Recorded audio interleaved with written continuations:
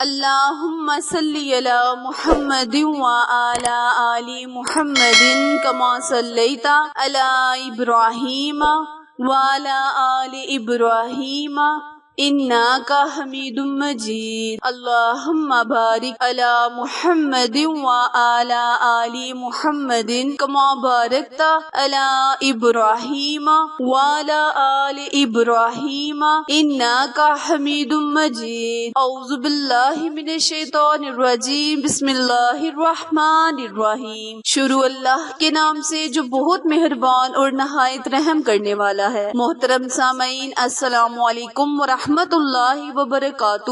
امید ہے آپ سب خیر و عافیت سے ہوں گے اور دعا گو ہوں کہ اللہ پاک ہمیشہ آپ کو صحت و تندرستی والی، ہزاروں خوشیوں والی، رحمتوں والی، برکتوں والی زندگی گزارنے کی توفیق عطا فرمائے۔ سامعین، آج میں اپنے سننے اور جاننے والے معزز اور پیارے بہن بھائیوں کے لیے 10 ذو الحج کا نہایت ہی مجرب اور پاورفل وظیفہ لے کر آپ کی خدمت میں حاضر ہوئی ہوں۔ پیارے بہن بھائیوں، جیسے کہ ہم سب جانتے ہیں کہ 10 ذو الحج کو تمام اہل اسلام کی عید ہوتی ہے، تو پیارے بہن بھائیوں، اس دن کو بہت ہی فضیلت اور عظمت بخشی گئی ہے۔ اس دن میں اللہ پاک سے جو بھی مانگا جائے مولا کریم اپنے بندے کو ضرور عطا کرتا ہے، کیونکہ اللہ تبارک تعالیٰ کے پیارے محبوب حضرت محمد مصطفیٰ صلی اللہ علیہ وآلہ وسلم کی آل کی سنت کو پورا کیا جاتا ہے، ان کی سنت کو یاد کیا جاتا ہے۔ اسی لیے اس مبارک دن، اس مبارک گھڑیوں کو اللہ تعالیٰ کے قرب حاصل کرنے کے لیے ضائع مت کریں، زیادہ سے زیادہ درود ابراہیم پڑھتے جائیں، اپنی زبان کو درود ابراہیم سے تر رکھیں۔ پیارے بہن بھائیوں، ذو الحج یعنی 10 ذو الحج کے مبارک دن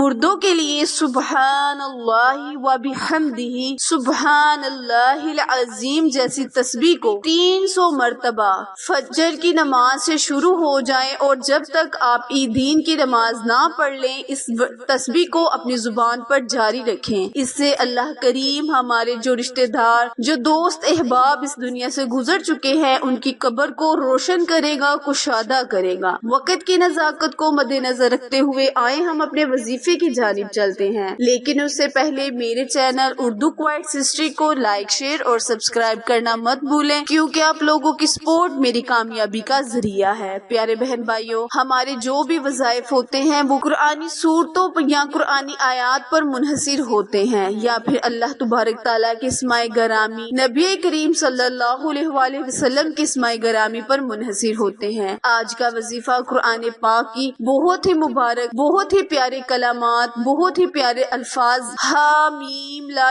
ینصرون، حامیم لا ینصرون پر منحصر وظیفہ ہے۔ اس وظیفے کو کرنے کی برکت سے میرے وہ تمام بہن بھائی جن کے جو بہت سی مشکلات میں پھنسے ہوئے ہیں، انشاءاللہ اللہ تبارک تعالیٰ ان کی ہر مراد کو اس الفاظ کے ذریعے قبول و منظور عطا فرمائے گا، ہر دعا کو قبولیت کا شرف بخشے گا۔ اسی لیے اس وظیفے کو مت سکپ کریں۔ پیارے بہن بھائیوں، ویڈیو کو آخر تک لازمی دیکھا کریں، اور جس طریقے سے وظیفہ بتایا جائے اسی طریقے سے کیا کریں۔ انشاءاللہ جب آپ کا ایمان اور یقین پکا ہوگا تو آپ کو وظیفے اور عمل کا بھی فائدہ پورا ہوگا۔ وظیفہ ملاحظہ فرمائیں، کرنا آپ نے یہ ہے کہ آپ نے 33 مرتبہ اولا ہر کثرت کے ساتھ، یا 21 مرتبہ، 11 مرتبہ یا 3 مرتبہ ان مقدار میں یعنی طاق مقدار میں رکھ کر آپ نے درود ابراہیم، شرط ہے درود ابراہیم پڑھ کر حامیم لا